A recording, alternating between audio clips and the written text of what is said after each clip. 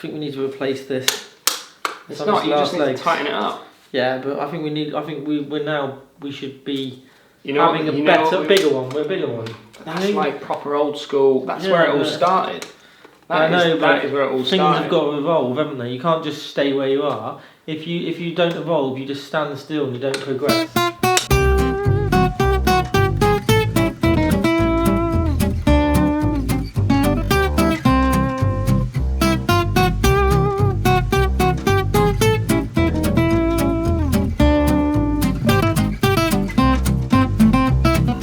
Good morning, welcome to the Sunday morning show. Good morning, Leicester. How are we? Nice cup of coffee this morning, isn't it? Nice cup of coffee. It's part of the show. You have. Well, it is now part of the show, and I think now is the time to introduce the new Sunday morning mug. What an absolute thing of beauty that is. So double logoed. Double logoed. Absolutely no expenses spared. No expenses spared on this. This is absolutely fantastic. So this is going to be our new mug moving forward, full of coffee. Unfortunately, no coffee today because you didn't make it. Bone China, or was it made in China? Made in China. Made in China. Okay. I think it's made in China. But anyway, so you're going to be shipping these around the world, aren't you? We're going to get some of these made, so hopefully people will like them. It's a bit of fun. Yeah. You can drink your coffee in a Sunday morning show with us. Can't they? Yeah. They can drink their coffee with us, or tea, or orange, or whatever you have, or water, or whatever you have in the mornings. So how's your week been anyway? Good, yeah. Yeah. Been busy in the shop again. Very busy. Yeah. Not got you out playing this week, have we? We've done no vlogging or filming out, but thankfully we've got a few weeks in the bank, haven't we? We do. We've managed to film in advance to get things out there. You managed to get out there, haven't you? I've managed to get out to the golf course this week. Yeah, I got out with my brother Paul. We went down to St Mellion and we played the back nine at St Mellion, and we've done it's going to be a 3-part vlog which will be coming out in a couple of weeks, few weeks time I think, which is him against me. Oof. Not going to give too much away, but the back nine at St Mellion is tough. So this week, Tavistock. We've just had Tavistock, haven't we? Yeah. Oh, there's a hand up. I think I need to issue an apology. To who? Not only I'll do one first of all to yourself, but I'd like to include James in there and Lee and the people at home, because I was getting a few comments that I was a little bit moody and a bit ratty and a bit grumpy. I was a bit grumpy. I honestly was a bit grumpy. Well, you weren't feeling the best. No, so it was 3-4 weeks ago, and you'd been ill the week before. Yeah. Got tested for coronavirus. Thankfully, didn't have it. I was fine, but you got tested. I got tested as well. Yeah, that Monday we filmed it. I was feeling horrendous. So a few people have said, "Oh, what were you chewing?" I was literally eating lozenges like they were going out of fashion. Lozenges, lovely. Yeah, other brands available, but lozenges. But lozenges suit you. They do, yeah. And I just did not feel good, so I felt a bit ratty and stuff. But I thought you were going to send me a letter of apology. And actually someone did, didn't they? Yeah. Did you see that? They wrote it on my behalf. On your behalf, which was a nice touch, yeah. So anyway, it's fine. So I just want to apologise if I was ratty. We all have those tough days, alright? So that was just a tough day. Hopefully the next vlog coming out, which is Cayman Golf. Cayman Golf. Next week.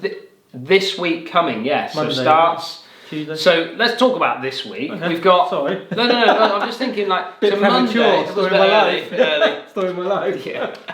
So Monday we've got the follow-up from Tavistock, which is James's What's in the Bag. Yeah. And so we'll do a little roundup of what isn't it? First time you met him? I know of him, but I've never played golf with him. Yeah. It said just a passing hi or whatever, hello, whatever. Yeah. Every tournament I played in and stuff. But that's the first time I spent significant time with him. Really nice lad. Yeah, he is a good lad, and I know exactly how he comes across on camera. Exactly, and he's been on YouTube for a long time.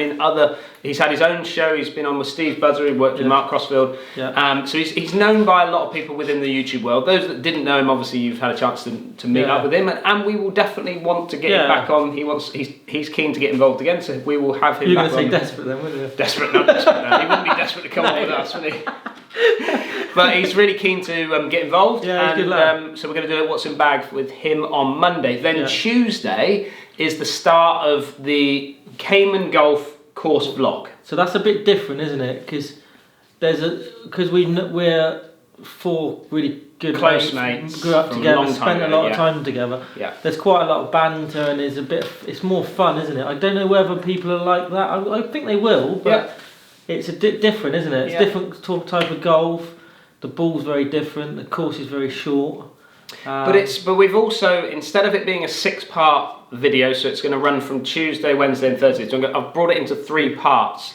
Longer parts as well. Yeah, so they are a little bit longer in the parts, but I just want to test the water with you guys to see what you think of that as a course vlog. And that's the funniest in your bag I've ever listened to. What's in the bag? It's brilliant. Yeah. It's actually the funniest. Which is actually in the middle of part 2. You got to watch that. You have to wait for that one on Wednesday that they will see that. That is so good. That was funny editing. That definitely funny editing that. And then, like I said, the week after then is Yelverton. Yeah. So, in fact, on the Friday, I think on the Friday is going to be a little wedge video that I did with Paul.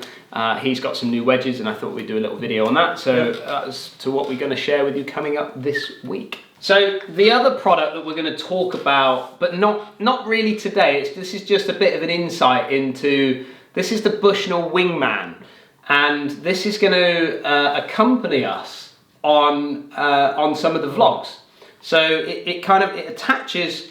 It magnetics to easy for me to say, but it magnets to the side of a buggy. Yeah. And we're going to use this. Look at that. So this is a fantastic device, but we're going to be using this in our course vlogs. Bushnell kindly sent us one through to review it, which you're going to review it and get a bit of a head of reviews. Yeah. So Lester's going to review it, and I'm going to be obviously involved with him. But so that's going to be a bit of fun. So you will be seeing a bit more of our wingman, the Bushnell Wingman. That will be fun. That is a good bit of kit. So questions. What questions have you had for this week? There's been a question. They're from Frank. Yeah, Frank Samet. So he's basically asked, I think he sent it by email, or was it into to you? Yeah, yeah, just asking, when we do the vlogs, it seems like the courses are empty. Yeah. I think he was suggesting maybe we get special treatment and the course maybe shuts it for an hour so we can get out filming. That is not the case. So all the vlogs I've been involved with Mark, and obviously ourselves on the channel, we've had to fit in as and when, really. Yep. So a lot of the time it's either early in the mornings, but generally we film late in the afternoons. Yeah.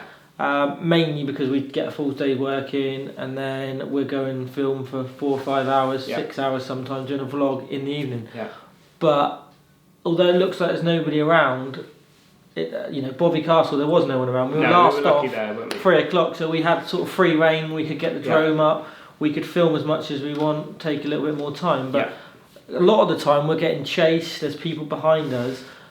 We call them through basically, so do you want to go through, gents? And we've had someone asked if we'd had any incidents, or anybody had said something or got a bit angry with us for taking a bit more time. Absolutely nothing. No, well, we've been lucky really. Like Lester said, we either go off early in the morning or late at night. We obviously work closely with the courses that we're going to go and film with. We do take quite a bit of extra time to get the whole course vlog how we kind of want it. So I kind of have a bit of a vision as to how I want to see it and how how we're going to produce it, and then we sort of would drone certain positions, and like you said, but there's a lot of time we're letting groups through, because the last thing we want to see, or you guys probably want to see, is us holding groups up. No. We don't hold anybody up, we let them just go through, and that's why a course vlog for us can take 5 hours. Yeah. I did 9 holes with my brother down at St Mellion this week, and that took 4 hours to go around St Mellion on the 9 holes, because I'm trying to set it up where I want to give.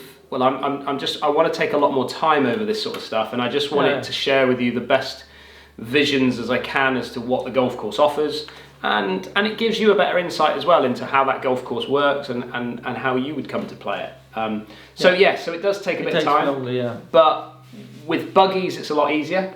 We've had to, obviously, with the way things are, we've been walking, carrying equipment. Absolutely, and that obviously it's quite heavy. There's lots of equipment that we bring out with us, so it does take a little bit of time. So by the time you've played 18 holes, you feel it. You're feeling it. Yeah. Absolutely. Sleep well that night normally. So hopefully that answers Frank's question. So it does. It works. It works really well. Works well. Just takes a bit of extra time. And we've had no hassle. Everyone's been quite pleased to see us generally, so which is nice, isn't it? It's always nice. Yeah. The question that I want to sort of talk about in a bit more detail for today's video is from a chap called Matt Smith, and not the Matt Smith that we know. No, that's Matt Smith, the greenkeeper Matt Smith, who's from Churston. Different one. This is a different guy. Anyway, Matt has asked us about what do we do when we're reading greens. Now, this is a good one. I think this is a really good question of which we're going to have to go outside and actually go through this. But what do we do when we're looking at greens, especially when we're moving around to different golf courses? How do we prepare ourselves, or how do we deal with the greens that are in front of us for that particular day?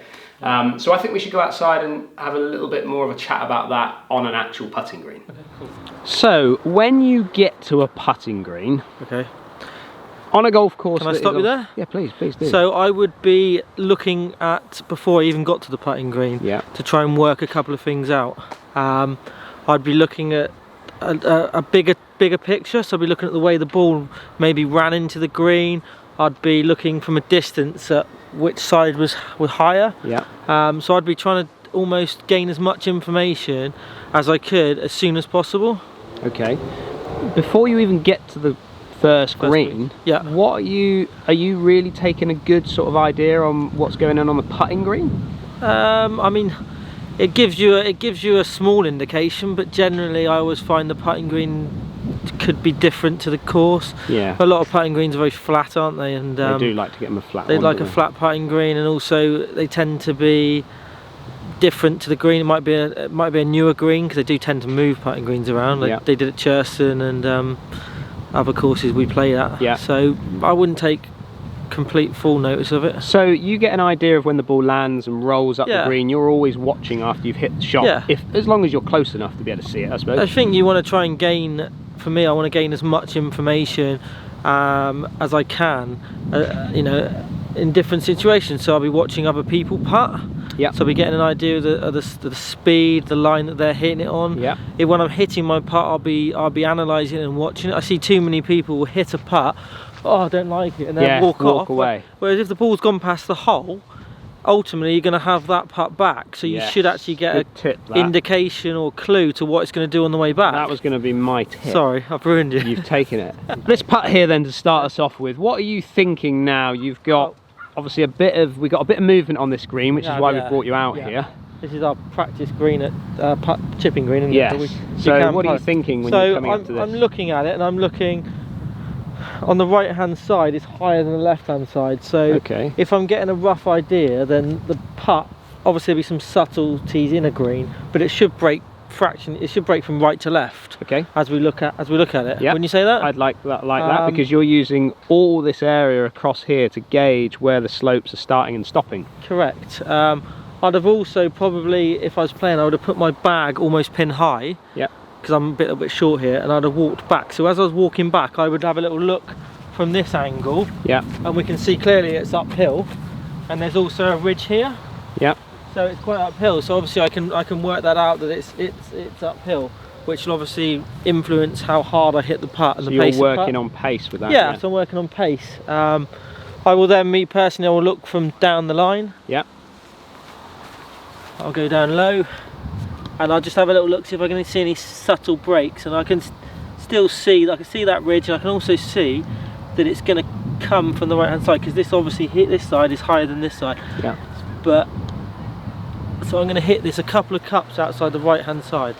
Okay, well let's get in there, let's have a go. Mainly as well because I'm trying to, from this distance I'll be looking to two putt, so I'd rather miss it on the right hand side rather than get it running left and running 4 or 5 foot away to left. From you. Yeah, of course. So let's see this putt then. So I'm going to try and hit it a couple of cups outside right. It's a little bit slower than the greens, this one as well.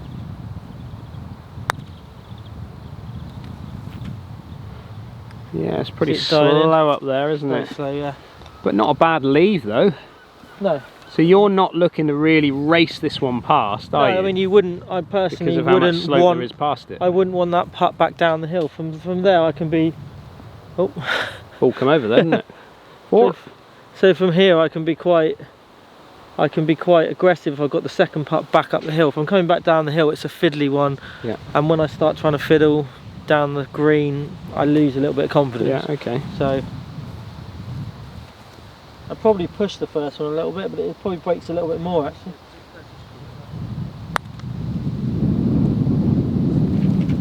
Better putt. Yeah, much better putt. Much better putt. So I'm pretty much doing almost the same as what you're doing. I'm getting a gauge of what's happening around the green, looking at all the contours, looking at how how the slopes come onto the green as well, I think is quite an important one, because sometimes what you can see up here on the right is it's higher, but then it will open up a little bit higher up on the left here as well, which tells us that there's potentially a small bowl that it could run into from there. The other thing that I do is I try to use my eyes to gauge as much as I can from a feel point of view. So I will actually take, if I'm doing practice putting strokes, certainly with longer putts, I will actually look at the hole whilst I'm doing some practice putting strokes. And I'm trying to use my eyes to sort of gauge how my hands and arms are going to work based on the actual length of the putt. So how much notice of your playing partner's putting are you taking? I am, certainly for speed. Yeah. When it comes to actually maybe shorter putts, I tend to ignore it, because obviously there can be massive, massive changes in where they strike it in the club face and things like that, which can affect how the ball comes off the face. But when it comes to long distance putting, I'm really focusing on how that ball is sort of working around the green. So I am taking that into consideration quite a bit. And lastly, are you thinking about the next putt? Are you considering where you want to leave the position? Because I'm very much, me personally, not being a strength of mine particularly, I'm trying to leave my putt in a position, if I can't hold it, on the right side of the hole. Or I think it's important, certainly if you're not thinking, you need to be, I like to keep positive in what I'm doing, but on the same scale as I don't want to be whacking things past and leaving myself in 3-putt zones. No. So, I will gauge that on the putt and also the situation that I'm in. If I've got putts for birdies, I'm going to be a little bit more aggressive. If I've got putts for pars, I'm generally trying to die them in a little bit. So it just depends on the situation, and I think that's a golfer's individual sort of personality that they bring to it, and how they feel over their putting and what confidence they have. I still play in club competitions with golfers of varying handicaps, and I hear quite a lot of the time they might have like a 7-8 footer down the slope, which is in the summer a very quick putt. And they'll hit it like 10 foot past and say, "Oh, I can't believe how quick that was." Correct. Surely, for me, I sort of not chuckle or laugh to myself, but think, surely you've seen that slope. That is some slope. Yeah, you've got to have, not just looking at the hole all the time. You've got to look around the hole and see what danger parts are around there. But one of my big tip really for a lot of players is to try and use your eyes as best you can. If I was going to kind of throw this ball, I'm not working on my arm speed here. No. I'm just focusing on my eyes to sort of make that sort of, give me that sort of idea, as to what my eyes are trying to do. But then I try and use that in the putting side of things. I'll try and use my eyes to get me a gauge as to how far and how hard I need to kind of hit this ball. So lastly, what do you think about, there's quite a few different techniques of green reading. Some maybe in the last 3 or 4 years there was a bit of mapping going on. I know on a tour you get the whole green map, don't you? You do, yeah, you do. What do you think about that? Do you think that's too detailed for the club golfer, or? I think again that comes down to the individual. There's a thing called aim point, that's what which is basically it's a science that they've worked out, and it's kind of the only real science I think that there's been out there in recent years that's giving us a real good gauge on what greens are actually doing. That's a massive video on its own, and it's something I'm aware of. I haven't done too much detail on it, but it's something that I have used in the past, and you've got to get a gauge on the percentage of the slopes and all that. That's another video another time, but I definitely think it's something that players could use to their advantage. Oh, plumb bob. Does that actually work? Well, I use that. Has anybody actually? Because I generally do use it. I generally haven't got a clue what I'm doing. Yeah, well, again, it's another video. I don't think it works. I'm not convinced that that's a thing. I don't think it has been concluded that it works. But you do it. I guess it's like throwing the grass up, because I do that. That does. I don't even take any notice. Well, that does work, but you just don't pay attention to it.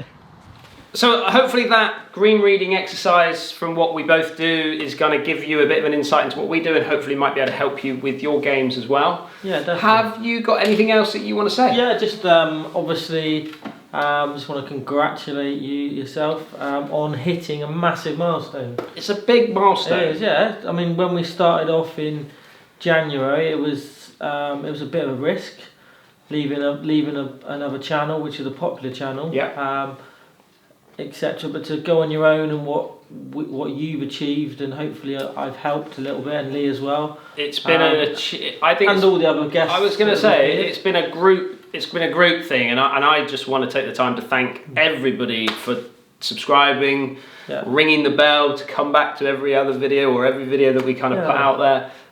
It's been a fantastic and just ride. Thanks to everyone for their kind words, and that just means a lot to us. I mean, we make videos for people's entertainment. If people enjoy the videos, then we'll keep making them. If people suddenly don't enjoy them, we stop doing it. It's as simple as that. Absolutely right. And I want to do a giveaway on the 25,000 mark. I want to do a video, a giveaway on that. Yeah. I'm just not sure what to do, because obviously there's lots of people from all around the world, as we found out with the Bushnell, which Malcolm did claim is Bushnell in Australia. Yeah, brilliant. Thank you, and well done, Malcolm. But yeah, so there's lots of people from all around the world that watch and tune in, and they watch them, like, so some people are watching on a Sunday morning, some people are watching on a Sunday evening. Yeah. It's fantastic. I would love to give someone the whole experience. Come down, have a lesson with you, have lunch with us, play golf, play 18 holes, vlog it. I would love to give someone the experience of being cameraing, going through what we do to produce these shows. So and see the studio and see whether something. But it's difficult. If someone wins in America, they're not going to want to come over, are they? It's going to be difficult for them to certainly come over, certainly at the moment. So. It's something we're going to look and talk a little bit more about, and another video will come out hopefully about that as well, about the sort of getting to that milestone of 25,000. But Lester, thank you, because obviously you've been a massive part of that, and you know, not just, even if I've gone off and done the filming and things like that, I still needed, I still need the support and help. And Lee as well. Lee is a massive part of what we do here. He's very much behind the scenes a lot of the time, doing a lot of the editing. He's helps me with the cameras. He helps me with so much in the background. So thank you to Lee as well, and I've spoken to Lee about that. I don't think, maybe people don't sort of, not appreciate, but don't realise how much work you have to put into it. I mean, I'll be honest, I do no editing. All I do is stand in front of the screen and whatever. But that's part of it. It's part of it. I mean, there's many evenings where you're up to 1, 2 o'clock editing, and then you're in the shop at 7 o'clock. Yeah, you got to do it. Obviously, So it's a lot of hard work. But thank you very much. You deserve all the success you're getting. Yeah, it's good. It's good. And onwards and upwards. Yeah. Right, I think that concludes our Sunday morning show. Thank you very much all for tuning in. Lester, have a great Sunday. Thank you. Have a good week. Don't forget to ask some questions if people want questions. Yeah, we need more questions. We're running out of questions. Keep them coming. Keep the questions coming.